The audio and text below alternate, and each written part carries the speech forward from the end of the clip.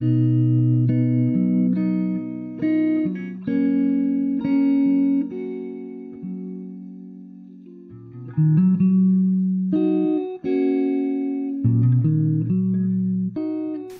role of the prophet is very often to bring bad news. They come down from the mountain with the message that the management is not pleased with how things are going down here.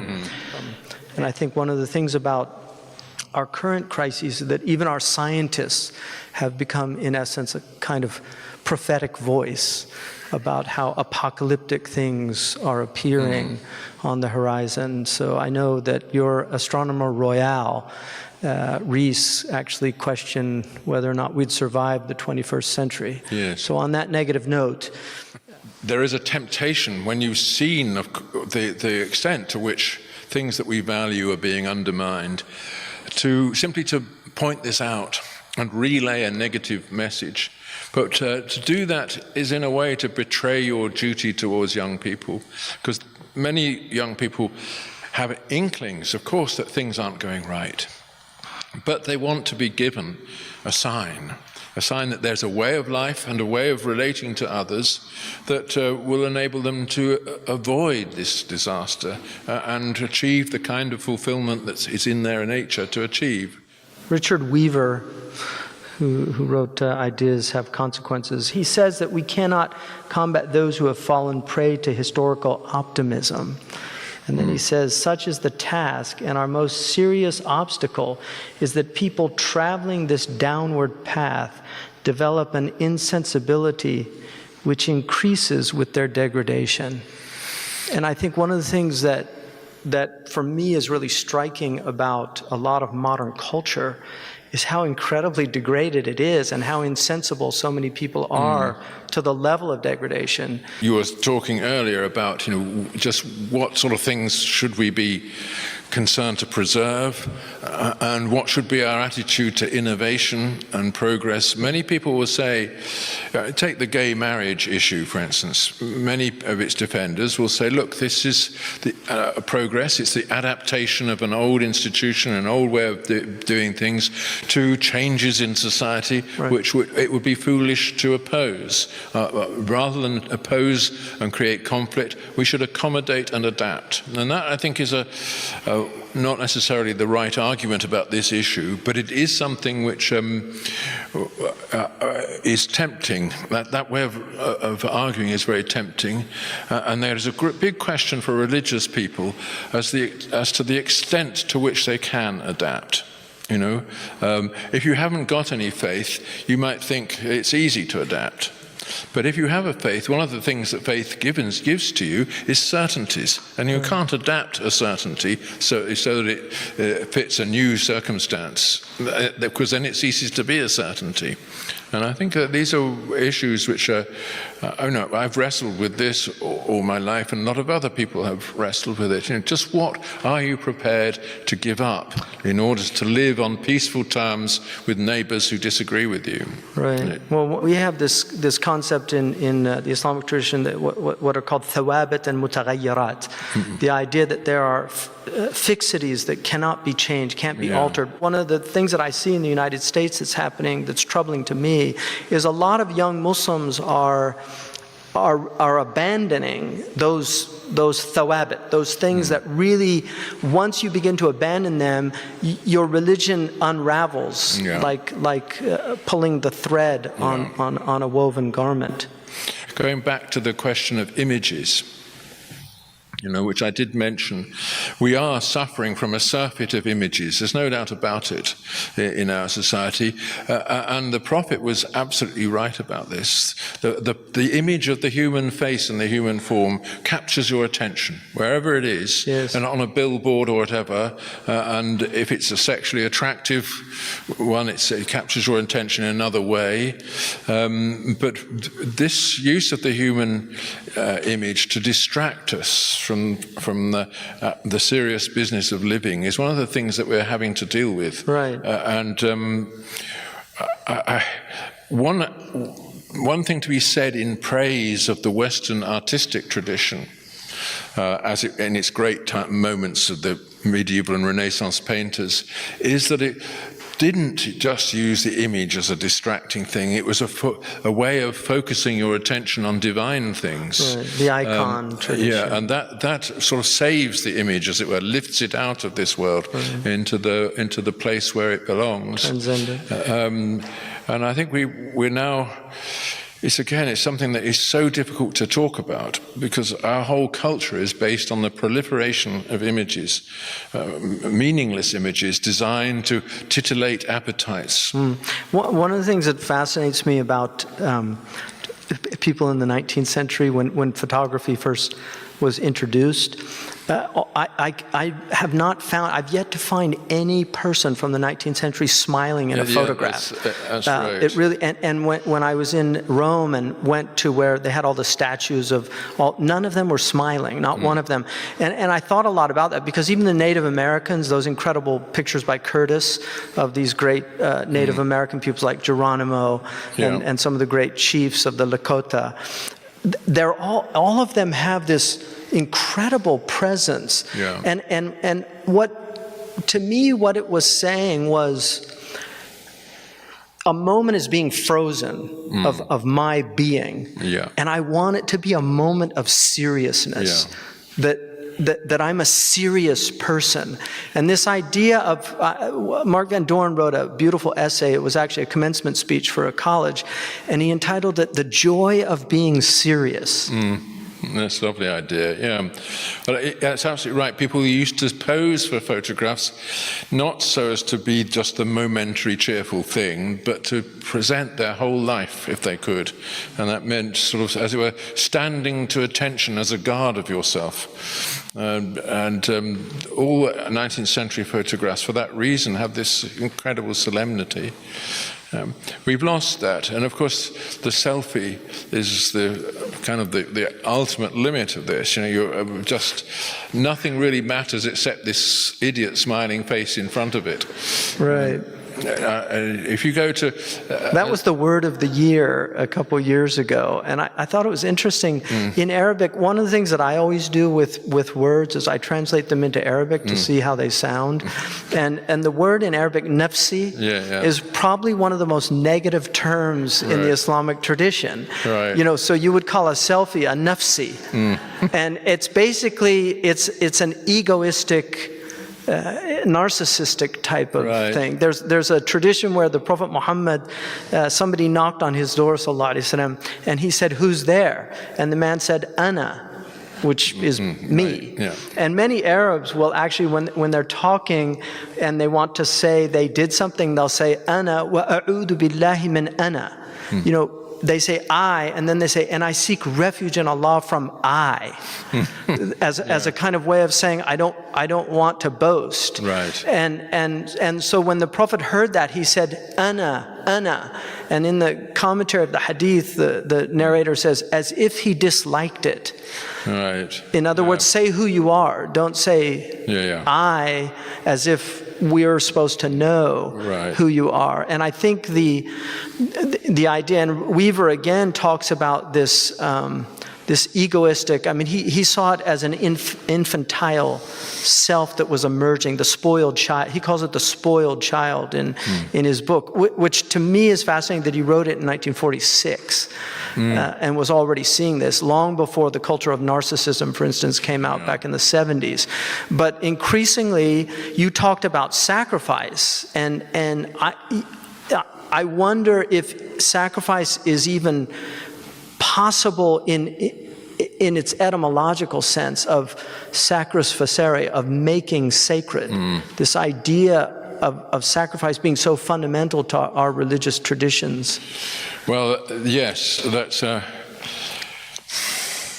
you know, obviously the Christian religion is founded on an act of sacrifice, the sacrifice of Christ on the cross, and that has deep anthropological resonances. You know, it connects Christianity to all kinds of ancient mystery cults in a way which Islam is not connected. I mean, Islam is a kind of break from all that.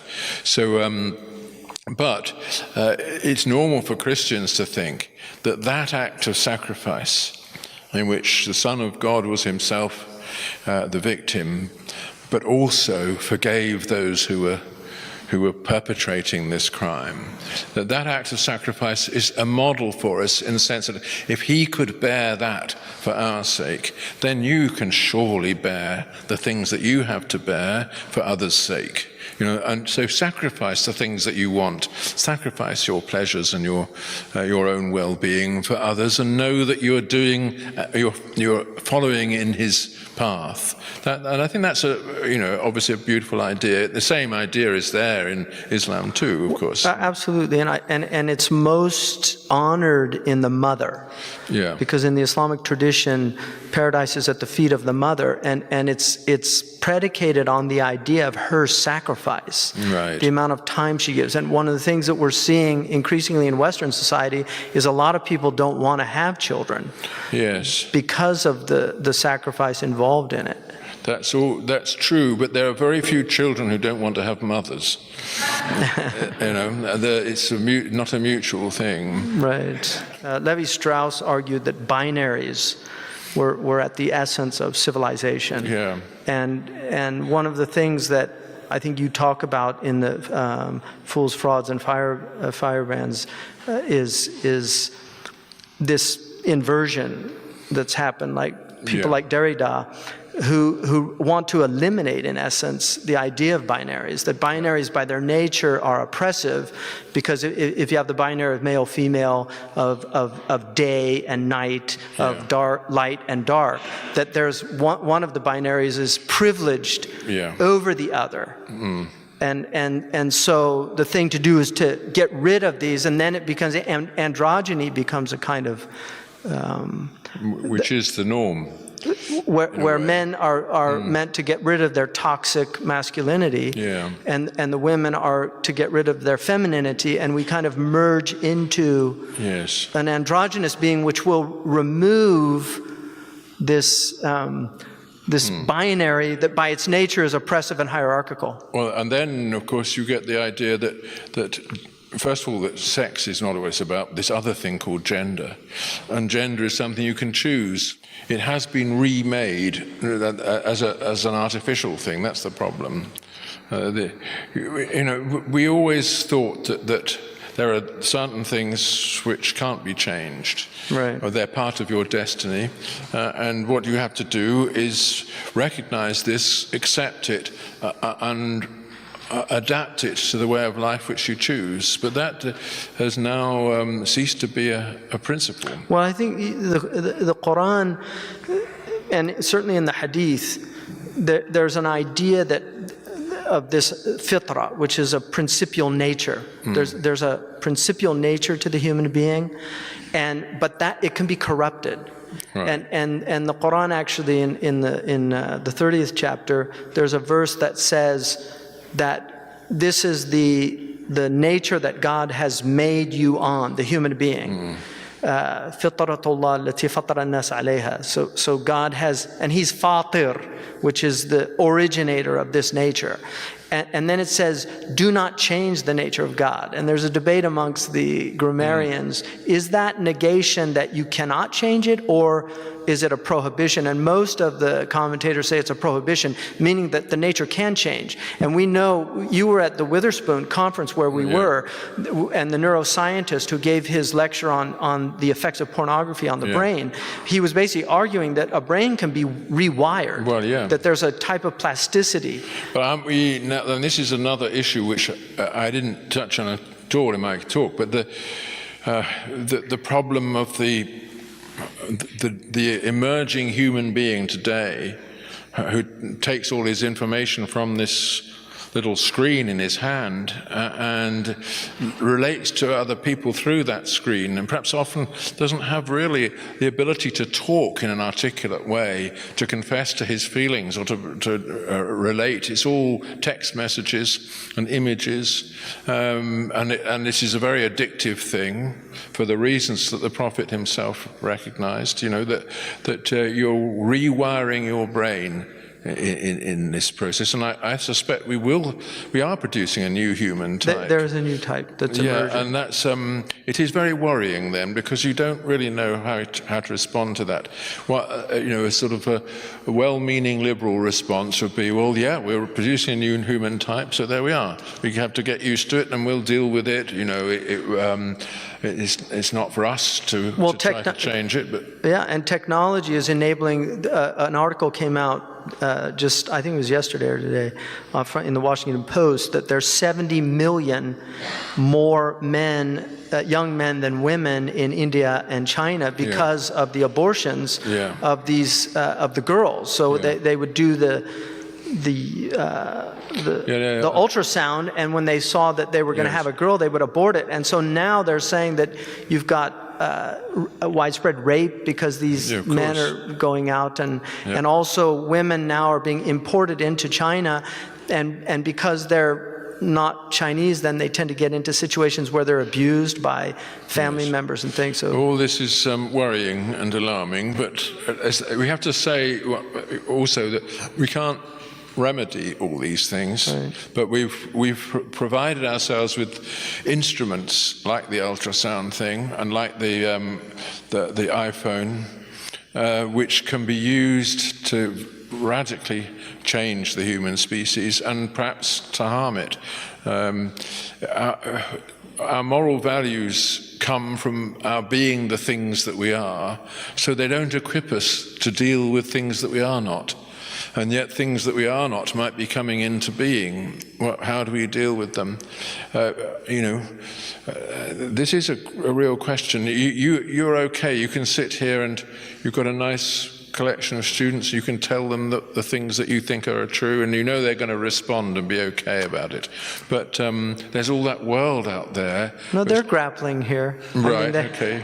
But there is the world out there which is not responding to you and me. Right. And it is producing new human types and new forms of networks and relationships which we can't necessarily deal with on the basis of the moral inheritance that we already have. And I think one of the problems for somebody like you is it becomes a type of Cassandra situation where I think it was Kierkegaard who said that one man can't save the world, but he can certainly help show the world where they're going. Yeah. And he argued that most people could not see where the world was going because they lacked a dialectical ability and the imagination to do so. But we have people that do see where the world's going and have for quite some time. Technology is one area can sacred truths survive in a world in which technology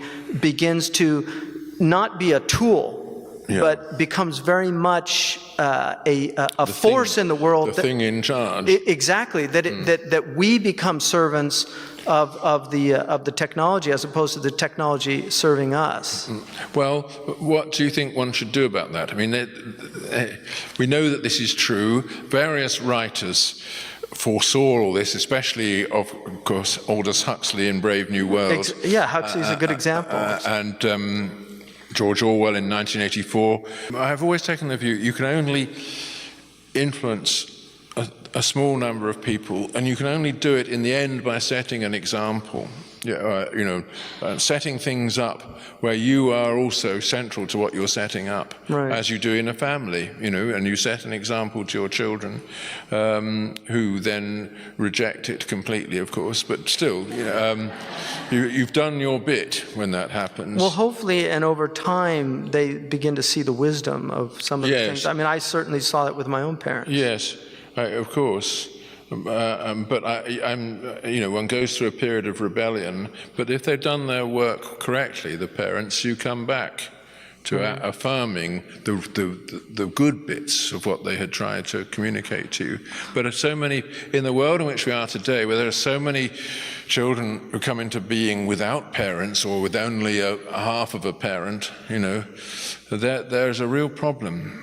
And then all that is given to them is addictive distractions. what's going to come out of that? Now I'm talking in a very negative way, and as I said before, it's wrong to talk purely negatively. No, absolutely. And I think one of your great critiques of a certain mindset is the destructive aspect of that mindset, that there are people that want to tear down. And I think it seems to me that you've dedicated your life to conserving what's good of the past. That's very important. But one thing I want to ask you about this, I think one of the big challenges for people that take a conservationist approach to conserving these things of the past, they're up against a lot of modern people that don't see a lot of good in the past, especially marginalized people who see a lot of negative aspects of the past. And one of the things that religion, I think, has always been capable of doing is holding people up, even in the worst type of despondency, that there's this ability to elevate the soul or the self. But for conservative people to recognize a lot of these critiques that are being put forward and that are so seductive to people that are marginalized, that are disenfranchised, and that feel that pain. What do we do with the marginalized? I mean, the fact is, often people get a lot of self-glamour out of representing themselves to themselves as marginalized. You know, if you've been a person of old-fashioned conservative views in a modern university, as I was, you are seriously marginalized. But you don't make a fuss about it and say, look, I'm a victim, help me. You just recognize that you've got views which expose you to a certain kind ridicule. of belligerence. But it's people, when people think that they're marginalized in such a way that they themselves can do nothing to remedy the situation, that's when it's dangerous. But we live in a society which has institutions through which all that is mediated. People can protest. People can say, look, it's all very well for you, but what about me? And in the past, you know, people have always taken note of this and said, yeah, well, explain to me your problem. Let's see whether we can help. One of the things you've written about is architecture and the importance of architecture in sacred space. And for me, one of the important things and aspects about a space to study in is that it be beautiful. One of the most stunning aspects of traditional Islamic civilization was the schools, including the children's schools, are now museums for people to go and literally marvel at their beauty. And one of the hallmarks, and I think Prince Charles talked about this in your country, the ugliness of modern architecture. Well, we're living through this, something, I think it's that Czech writer, I can't remember his name now. Havlek? No. Talks about the uglification of the world. Right. It's a word comes from Alice in Wonderland, actually. But it's true that people now build without any consideration for how the building fits into its environment, what it does to the street, how it looks to the passerby, purely to satisfy a client. You know, the client wants rooms for 150 offices, so you build a hideous block in the middle of things which eliminates the street, eliminates the public square, and is something which nobody wants to look at, nobody can bear to look at. You know, and actually, I was very impressed by the fact that Muhammad Atta, who flew that TWA flight into the Twin Towers in 2001, he did a thesis at the University of Hamburg, I think it was Hamburg, on architecture, the theme of which was how to restore Halab, to its original condition as a proper Islamic town, you know, without the mutilation inflicted upon it by these tower blocks, etc. So it was as though he was taking revenge on an architectural practice which had been introduced into the Middle East by Le Corbusier with his plans for Algiers, you know, to wipe the whole thing away and put these motorways in the air on concrete blocks. It's amazing. And, you know, because of the Arab inferiority complex, there was this huge mood to do this everywhere. We're going to have a modern city with wide streets plowing through these beautiful little alleyways where people lived side by side together. We have a hadith, the Prophet ﷺ said that towards the latter days, you would see the destitute desert Arabs who had been taking care of goats and sheep vie with one another to build increasingly high buildings. Really? Yes. That's one of his prophecies. Yeah, well, there you are. Yes. So he was right about that too. Yes, he was. Right. Yes. Yes, but this is something my good friend Marwa As-Sabuni, who is an architect in Homs, has written a beautiful book called The Battle for Home about this issue. I'm hoping you will invite her here one day. Inshallah. In which she documents the extent to which this new way of building in concrete shanties on the edge of the city are knocking down all the old intimate alleyways, how that has actually contributed to the antagonism of the communities towards each other and fueled the civil war, and of course given people no sense of where they belong, because they look around them, they see this ugly set of broken teeth on the horizon. You know, that's all it is, a town. And she writes very beautifully about the way in which the Christian and Muslim communities in that part of Syria built against each other, or I mean next to each other, with the same one wall being a church on one side and a mosque on the other. Yes. You know, this way of actually settling the land as a joint possession. You know. Yeah, and there's a couple of very interesting. Donner wrote a book about early Islam, and he's one of the foremost experts on early Islam, and argues that the archaeological evidence indicates that the Muslims were sharing prayer space with the Christians. Yeah, that's right.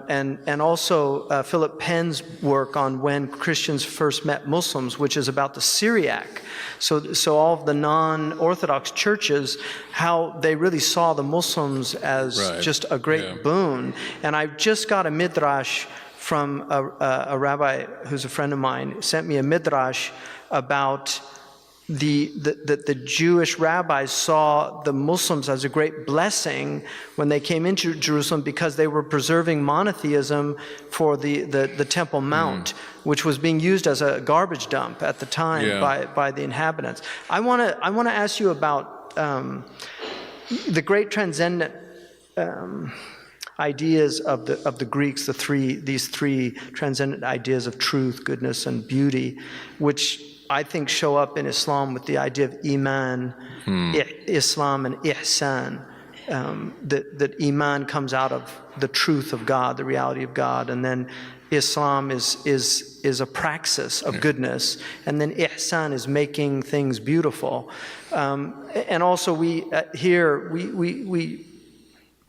using the trivium as a kind of, it's really it's the foundation of the pedagogy. This idea that logic, which is the pursuit of truth, grammar, the pursuit of goodness in communication, and then rhetoric in the pursuit of beauty.